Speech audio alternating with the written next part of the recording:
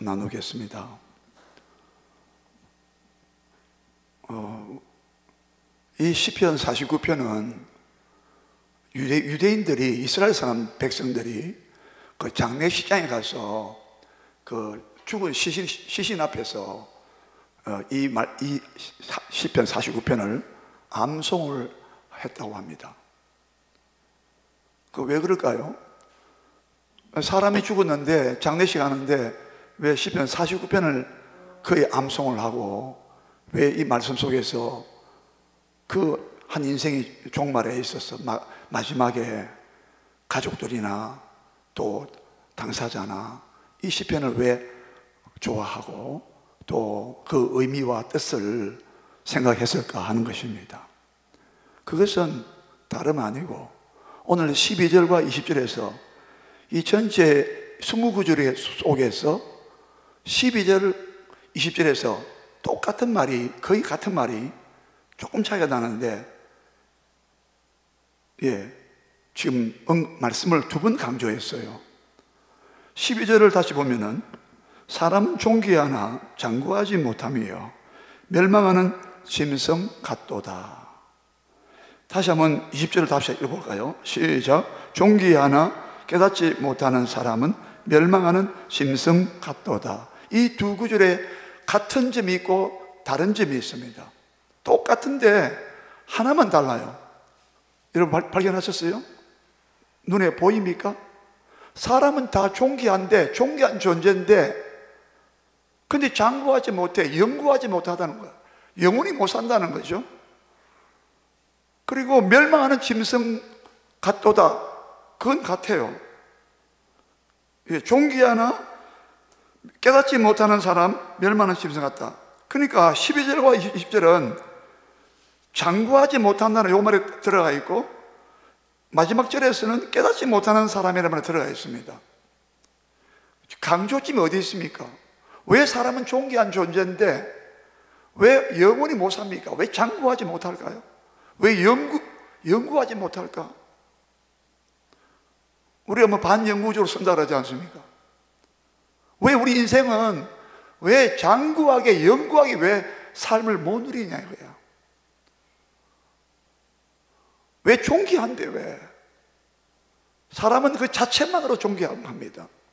그 사람이 뭐 잘하냐 못하냐, 잘했냐 못했냐, 잘잘못을 따지기 전에, 그 사람이 뭐 지식이 뭐 많냐 적느냐, 지식의 유무 그것도 관계없이 실존주의에서 말하는 것처럼 실존은 본질을 앞선다, 그런 유명한 말이 있어요. 실존은, 인간의 실존 그 자체가 본질보다 앞선다는 거예요. 인간의 본질을 따지고 뭐 논하고 하기 전에 실존 자체가 인간의 본질을 앞선다는 말을, 유명한 말을 했습니다. 그 사람 실존주의 철학자들이 그렇게 말했어요. 어떻든 간에 인간은 다 존귀하단 말이에요.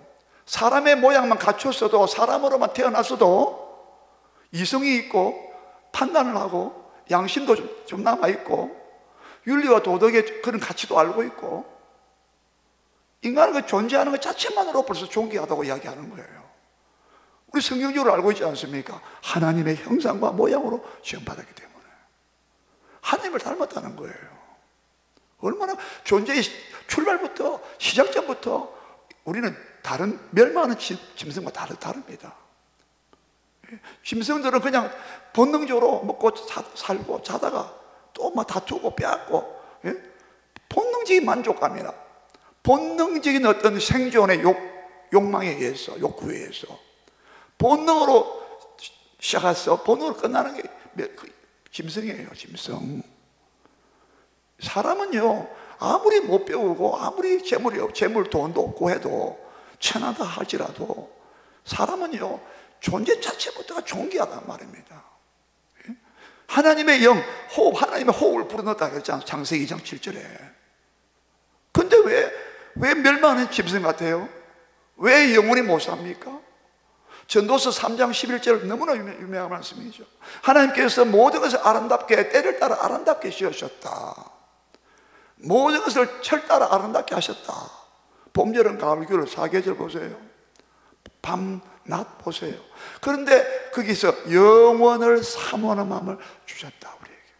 우리는 누구나 다 죽는 자리에 가서도, 임종대가 가까워져서도 우리는 더 살고 싶어 하잖아요. 왜? 영원 사모하는 마음을 주셨다. 영원을 사모하는 마음을 주셨다고 하기 때문에. 우리 인간 영혼은 불멸이에요. 불멸하는 것이 인간 영혼입니다. 세상 사람도 알고 있어요. 인간의 영혼은 불멸한다. 없어지지 않는다는 거예요. 우리 성경은 영원한 하늘나라 천국이냐, 영원한 지옥이냐? 영혼은 죽지 않습니다. 육체도 나중에 다시 살아난다 그러잖아요. 예? 요한복음 5장에 선한 일을 행한 사람은 선한 생명의 부활로, 악한 일을 행한 자는 뭐예요? 심판의 부활로 나오리라 하지 않습니까? 그 선하다 악하다는 말은 하나님을 믿느냐 안 믿느냐, 그 선과 악을 말합니다. 어떻든 간에, 자, 근데 중요한 차이점이 나왔습니다. 다시 우리 마지막 절을 다시 읽겠습니다. 다시 종기 하나, 시작. 종기 하나 깨닫지 못하는 사람은 멸망하는 짐승 같도다. 여기 해답이 나왔어요. 왜 장구하지 못할까? 우리 영혼은, 내 마음은 영혼적으로 죽지 않고 살고 싶은데, 무병장수하고 싶은데 왜 우리는 쓰러져 죽어야 되나? 그 인간의 영화로움이, 호화로움이, 호사스러움이, 인간의 자랑할 만한 얼마나 많습니까? 명예, 돈, 재물, 얼마나 많습니까?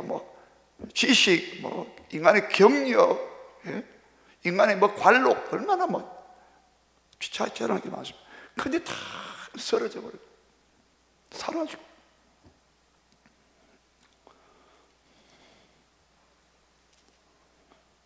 그 이유가 뭐냐?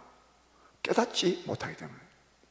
깨닫지 못하는 사람은, 깨닫지 못하는 인생은 멸망하는 짐승 같도다는 거예요. 그 원인을, 이유가 뭐라고요? 깨닫지 못하기 때문이라는 거야. 도대체 그럼 뭘 못 깨닫다는 말입니까? 그걸 보기 위해서 먼저 이 저자 시인은 1절부터 4절까지 자기가 깨달은 것을 말하기 전에, 내가 깨달은 것이 얼마나 소중한가 하면 온 세상 천하 만민들이 귀를 기울이고 다 들어야 된다. 빈부 기천을 막론하고 다 들어야 된다. 그리고 심지어 내가 말하는, 나도 내가 말하는 귀에, 자기 귀에다가 귀를 기울이고, 심지어 수금을 타면서, 수금 뭐랍니까? 수금, 실로폰이 아니고 뭐라요? 수금을, 하프를 타면서 내가 오묘한 말을 내가 베풀리로다. 도대체 깨달은 게 얼마나 오묘하기에 천하 만민 모든 백성 다 들으라고 이야기해요. 우리 봅시다. 1절 봅시다. 1절부터 우리 4절까지 이렇게 읽겠습니다. 시작. 무백성들아 이를 들으라. 세상의 거민들아 모두 귀를 기울이라. 귀천 빈부를 막론하고 다 들을지어다. 내 입은 지혜를 말하겠고 내 마음은 명철을 작은 소리로 업조리로다. 묵상한다 뜻이에요. 내가 비유에 내 귀를 기울이고 수금으로 나의 오묘한 말을 풀리로다 했어요. 여러분 얼마나 자신만만하면 이렇게 선포하겠어요? 2절에 빈부 기천, 부귀 비천 막론해 다 들어라. 무백성들아, 세상의 모든 거민들아. 이 진리는 우리가 이 저자가, 이 시인이 이걸 깨닫지 못했기 때문에 이런 비참한 종말이 오고 비참한 비극이 왔다는 거죠. 깨닫지 못하는 인생의 비극이 왔다는 거예요. 그걸 우리가 미연에 방지하기 위해서 정말 지혜롭게 지금 하나님 인정하시고 복된 삶을 살기 위해서 이건 누구나 다 들어야 된다. 그 너무나 오묘한 말이다. 우리 한번 보겠습니다. 자, 5절 읽겠습니다. 5절은 자신의 당당함을 말합니다. 5절 다 같이 읽어요. 시작. 죄악이 나를 따라다니며 나를 에워싸는 환난의 나를 내가 어찌 두려워하랴.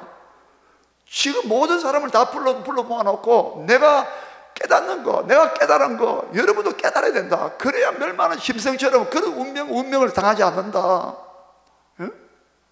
나중에 진짜 복된 것을 깨달았는데 그거 내가 말해줄게. 나는 죄악이 나를 에워싸고 죄악이 나를 따라다니며 나를 에워싸는 환난의 날을 내가 어찌 두려워하랴. 난 두려워하지 않는다는 거야. 환난의 날이 와도 나 두려워하지 않아. 죄악이 나를 따라다닌다 하더라도 나는 두려워하지 않아. 이 말은 자신의 죄악을 말하는 게 아니라 사람들이 악을 행하고자 하는 그 죄악이 이 말입니다. 다른 사람들이 하나님만 섬기고 있는, 좀 유별나게 믿음 생활하고 있는 이 시인을 해코지하려고, 악을 행하려고 자기를 따라오고 있다는 거야. 자기가 고통을 당하고 환난을 당한다는 거야. 왜? 하나님 뜻대로 살려고 그러고 하나님 중심적인 가치관을 가지고 살려고 그러고. 그러니까 일반 세상 사람에게는 아이고 저 특별한 사람이야, 뭐 지가 뭐 잘났다고 저렇게 막 우리가 사는 삶의 모양과 양식대로 사고방식이나 삶의 방식을 안 따르고 가치관을 안 따라가고 유별나게 저렇게 하나님이 야당이라 막 비난하고 조롱한다 뜻이에요. 난 두려워하지 않는다는 거예요. 그런 환난과 비난과 조롱을 받아도 그들이 나에게 죄악으로 해코지 하려 해도 나는 나를 따라와도 나는 두려워하지 않아. 두려워하지 않는다고. 내가 어찌 두려워하랴? 이 말은 두려워하지 않는다는 거예요. 여러분, 우리가 하나님의 말씀의 진리를 깨달으면요, 어떤 원수가 핍박을 하고 거짓말로 나를 모함을 하고 조롱하고 해도 환난이 온다 하더라도 두려워할 필요가 없단 말이에요. 심지어 죽음 앞에서도 두려워하지 않는단 말이에요. 왜? 죽음 이후에 어떤 세계가 나와요? 15절 보면요, 하나님이 나를 영접한다는 말이 나와요. 하나님이 나를 영접한다 이 말은 내가 죽었을 때 바로 나를 낚아채간다 뜻이에요. 이게 라카흐란 말인데 하나님이 나를 영접한다고. 여러분, 사람이 불신자와 달리 우리 성도들은요, 천사가 오늘 본다 그러잖아요. 천사가 아브라함이 천사의 손에 받들려 갔다 그랬잖아요. 우리 성경 누가 보면 심지어 우리 봤잖아요. 근데 악한 자는 저승사자가 온다고 세상사 말하죠. 악한 마귀가 와서 그 영혼을 낚아채 가는 거예요. 마귀가 와서 영혼을 영접하는 거예요. 가자. 제가 한두 번 내가 간증했잖아요. 저희 할아버지가 시골에서 이제 마지막 여생을 사는데, 근데 하룻밤에는 막 할아버지가 막 소리를 지르더라고요. 근데 밥을 해주는 분이 아침에 나서 물어봤대요. 아니 영감님, 어젯밤에 왜 그렇게 소리를 지르십니까? 나라 안 간다 그래서 왜 그러세요? 했습니까? 했더니 저희 할아버지 하신 말씀이, 아니 내 잠을 자는데 말이야 시큰하게 와가지고 말이야 귀신이 와가지고 말이죠, 양 어깨를 쫙 잡고 가자 하더라는 거야. 그래서 할아버지는 나는 못 간다고 해요. 나는 하나님의 백성이다. 나는 예수 믿는데 제사 안 받았다. 하나님 자녀다 나는. 그래서 여기 막 솜으로 누빈 거 있잖아요. 겨울에 입는 옷. 그것도 겨울인데 양 겨드랑이 여기 막 땀이 덩어리에 땀이 팍.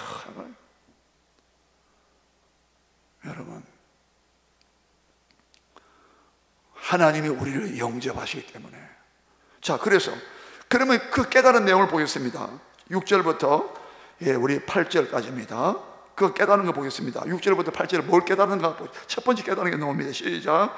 자기의 재물을 의지하고 부유함을 자랑하는 자는 아무도 자기의 형제를 구원하지 못하며 그를 위한 속전을 하나님께 바치지도 못할 것은 그들의 생명을 속량하는 값이 구속의 값이 너무 엄청나서 영원히 마련하지 못할 것임이니라. 여기까지입니다. 뭘 말하느냐? 재물의 부의 한계를 말합니다. 우리는 부만 있다면, 부만 우리가 축적하고 재물을 쌓고 부만 있다면, 사람들이 지금 부를 막 쌓기 위해서 얼마나 혈안이 되지 않습니까? 죄송합니다. 주식도 잘못하면 그 주식도요, 뭐 코인이다, 뭐 주식도 이게 모든 게 잘못하면은 그게 여러분 도박이 될 수 있어요. 그게 과도하게 집중하고 그게 몰입하고. 왜? 부가 있어야 되나, 부가. 성경은 일용할 양식을 말했습니다. 예? 만나도 매일매일 일용할 양식만 만나가 내렸어요. 이틀 그 두다가 다 썩어버리고 벌레가 나고 썩어버렸어요.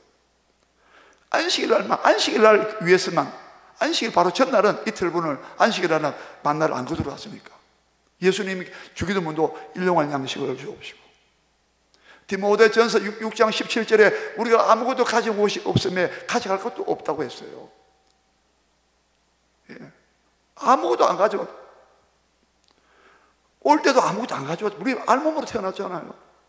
공석으로 하지 않습니까? 갈 때도 손 다 빈손 들고 가는 거예요.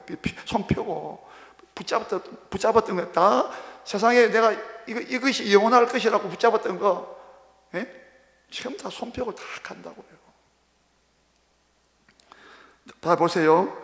6절 다시 봅니다. 6절 다시 읽어요. 시작. 자기의 재물을 의지하고 부유함을 자랑하는 자, 이랬죠. 자기의 재물을 의지했다. 이 의지했다는 것은 절대적인 대상으로, 마치 하나님처럼 어떤 신앙의 대상으로 보았다 뜻입니다. 그냥 재물을 단순히 의지하는 게 아니라 이 말이에요. 재물을 이 사람은요, 자기의 재물을 의지하는 사람이에요. 이 의지란 말은 방금 얘기했죠. 절대적인 대상으로 여기는 것을 말합니다. 신앙의 대상으로 보는 거. 여러분, 그냥 재물을 생활의 수단이야. 필요한 거 따라요. 생활에 필요한 수단이야. 예. 그 정도로 우리가 만족을 하고 생각하느냐? 그게 아니라는 거예요. 자기의 재물을 의지한다는 말은 재물을 하나님처럼 겸하여 섬긴다는, 예수님의 마태복음 6장 24절에 너희가 하나님과 재물을 만몬식을 하나님과 만몬을 재물을 겸하여 섬길 수 없다라고 했잖아요. 뭐예요? 재물이 하나님처럼 올라갔다 뜻이에요. 그게 우상숭배란 말입니다. 여러분은 안 그렇습니까? 빨리 여러분 우리가 알아야 됩니다. 오늘 이 사람은 뭘 깨달았냐면은 재물이 부를 절대로 우상하면 안 된다는 거야. 그 부유함을 자랑했다. 그 부유함을 자랑한다. 이것은 자기의 부유한 그 재물이, 돈이 많은 것을 자랑한다. 이 말은 요 앞에 번역이 자긍한다. 풍부함을 자긍한다. 자긍이 뭐예요? 교만하다 뜻이 들어요. 뭐예요? 긍지가 아니라, 자부심이 아니라, 이건 교만할 정도로 간 거예요. 그게 자긍이에요. 자긍. 스스로 교만하다 뜻이에요. 얼마나 자기의 부유함을 자랑하면은 그것이 교만을까지 가느냐 이 말이에요. 여러분, 이 사람은 아직도 못 깨닫고 있어요. 재물을 절대적인 것으로 여기서는 안 된다는 것을 못 깨닫고 있다 이 말입니다. 예? 그러면서 그 다음 7절 보시기 바랍니다. 7절 다시 읽어요. 시작. 아무도 자기의 형제를 구원하지 못하며 그를 위한 속전을 하나님께 바치지도 못할 것은 했습니다. 이 부분이 약간 어려운데, 어렵잖아요. 다만 속전을 바친다, 이 말이 어렵습니다. 보세요. 이 돈 많은 사람은 아무도, 어떤 사람도 돈 많은 어떤 집을 가도 이 말입니다. 아무도 재물을 의지하고 자기 부유함을 자랑한 그 사람, 어떤 사람도 막상 어디에 한계에 부딪히느냐 하면 자기의 형제를 구원하지 못한다는 겁니다. 여러분, 돈 많은 사람 죽음 앞에서 의사한테 내 돈 내가 몇 억을 줄 테니까 당신 내 병을 고쳐달라고. 그럼 의사가 고쳐줄 수 있습니까? 그 말입니다. 아무도 그 재물과 부유함을 가지고 그 형제를 구원하지 못한다는 말이 그 말이에요. 지금 어떤 질병이나 어려운 환경에 빠졌는데, 예? 막 죽음 앞에 놓고 있는데 그 부유함이, 그 재물이 구원 못한다 이 말입니다. 살려낼 수가 없다 뜻이에요. 건강을 도로 찾고 회복시킬 수 없다 이 말입니다. 건강을 유지할 수가 없다 이 말입니다. 이번에 그 국민 MC라는 분 돌아가셨죠. 예, 송모라는 돌아가셨잖아요. 재산이 그리 많다고 그러잖아요. 수백억이랍니다. 근데 그 재산을 어떻게 했습니까? 그 재산에 그 사람은 생명을 연장했습니까? 살렸습니까? 못 살렸습니다. 뭐 우리 잘 아는 얘기입니다. 우리나라의 재벌 총수였던 그분이 20조가 넘었대요. 개인 재산이. 이미 돌아가셨죠. 20조 대단한 돈 아닙니까? 재물. 근데 자기가 의사한테, 이 말은 내가 우리가 많이 떠도는 말이라서 확인은 모르겠어요. 근데 그분이 그렇게 말했다고 하잖아요. 의사한테 내 병을 고쳐주고 조금 몇 년 더 살게 해주면 자기 목숨을 연장만 시켜줘도 자기 재산의 절반을 준다는 말도 있었습니다. 예. 근데 못 살았어요. 의사가 할 수가 없어요. 그렇게 첨단 의학이, 예? 그 기술이, 약이 좋아도 그 사람을, 재벌의 생명을 구원하지 못했다 이 말입니다. 그 말입니다. 여러분, 사람 죽음 앞에서 재물이 무슨 소용이 있습니까? 예? 가장 필요한 때인데 어찌 보면 부의 한계, 예? 부요함의 한계. 오늘 그걸 깨달으라 이 말입니다. 오늘 이 시인을 깨달았다는 거예요, 자기가. 그러면서 뭐라 했습니까? 그를 위한 속전을 하나님께 바치도 못한다라고 했어요. 자기 형제입니다. 예? 본인도 해당됩니다. 여러분, 사랑하는 가족이, 자기 형제 자매가 만약에 죽을 병 걸렸어요. 그럼 내가 돈이 그렇게 많아. 근데 내 사랑하는 자기 형제라고 그랬잖아. 자기 피부치단 말이에요. 자기 혈육이란 말이에요.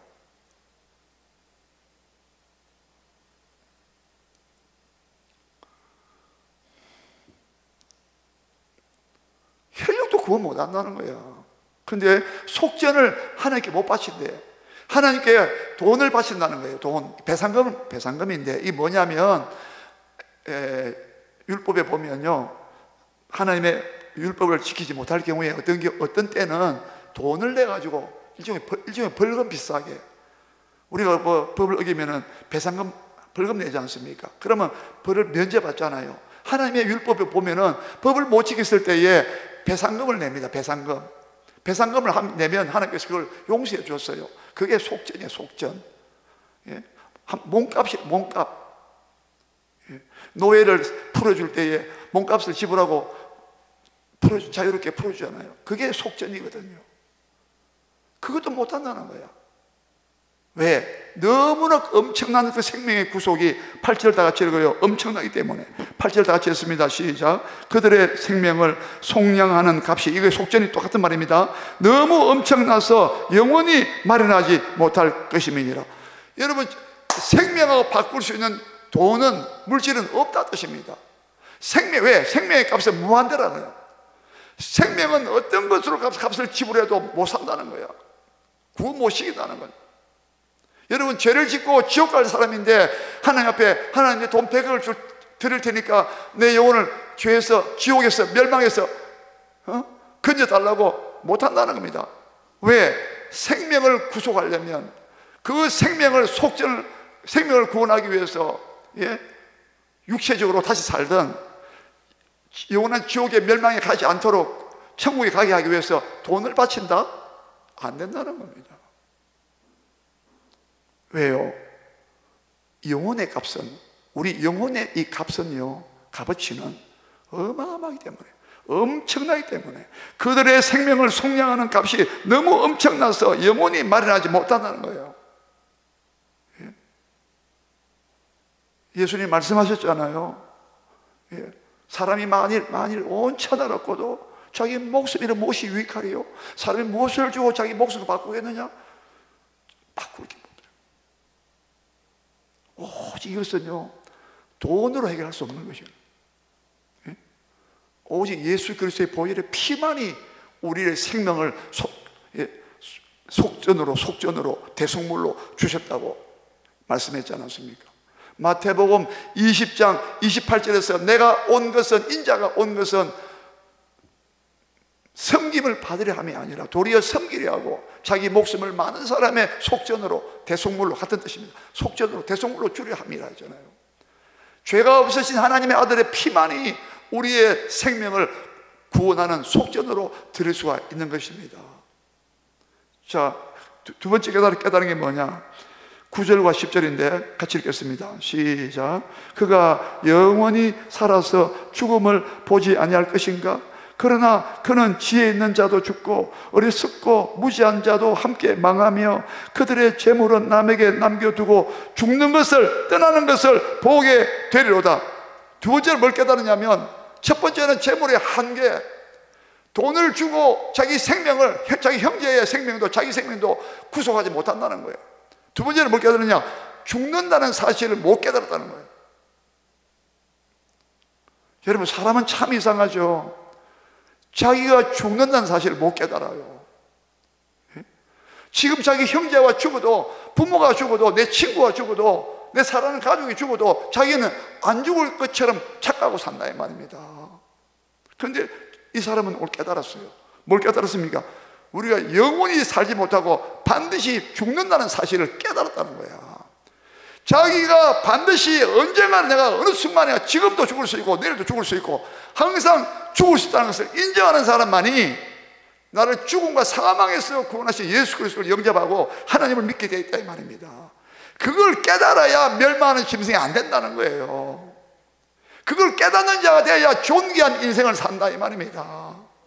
예? 이해가 됩니까? 얼마 전에 여러분 기억나십니까? 막 관속에 들어가서 죽음 체험하는 기억나세요? 관속에 들어가서 일부러 죽은 척하고 했잖아요. 왜 그렇습니까? 인생을 어떻게 살 거냐 하면 잘 정리해봐라 네가. 그 교훈을 얻기 위해서 세상 사람들도 그렇게 했어요. 그러나 그렇게 하도 되겠습니까? 조금은 도움은 되겠지, 유익이 되겠지만,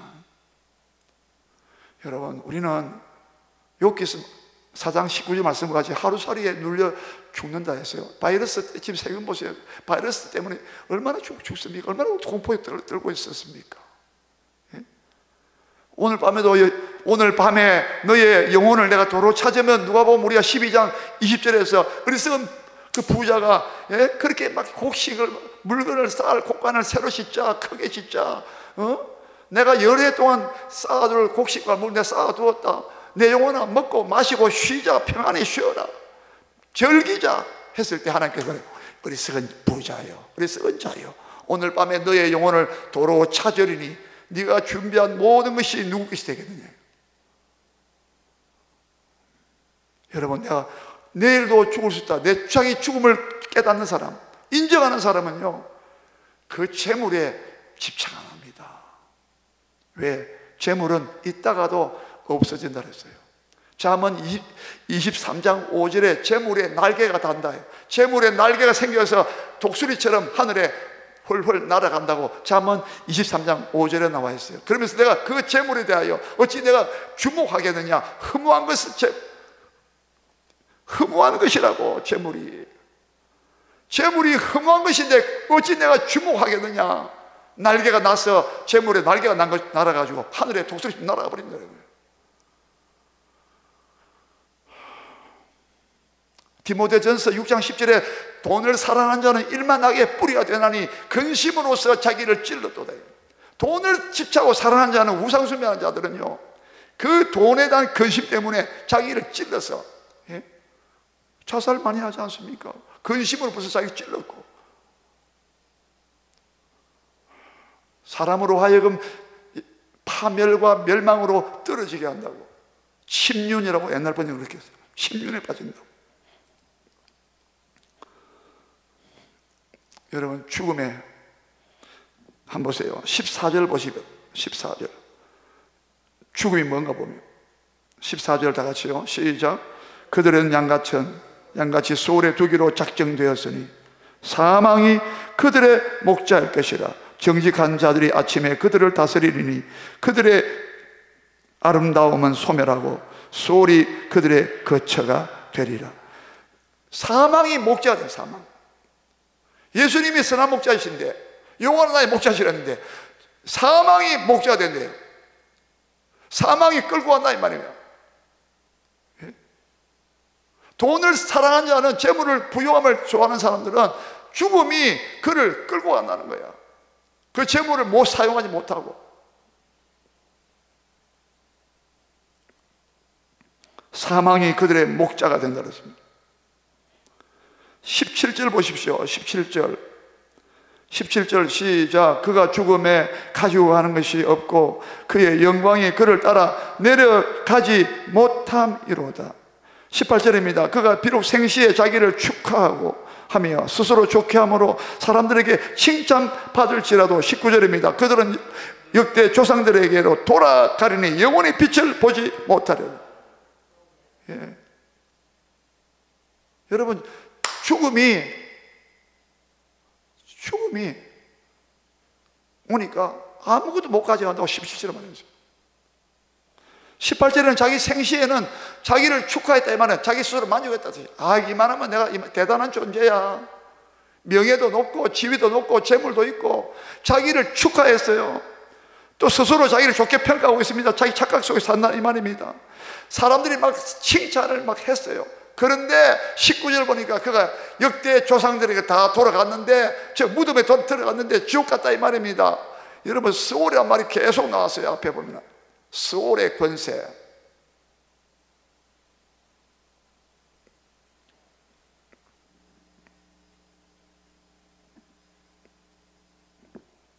네, 영원히 빛을 보지 못한다고 19절 끝에 나와 있어요. 어둠의 흑암의 지옥으로 갔다 이 말입니다.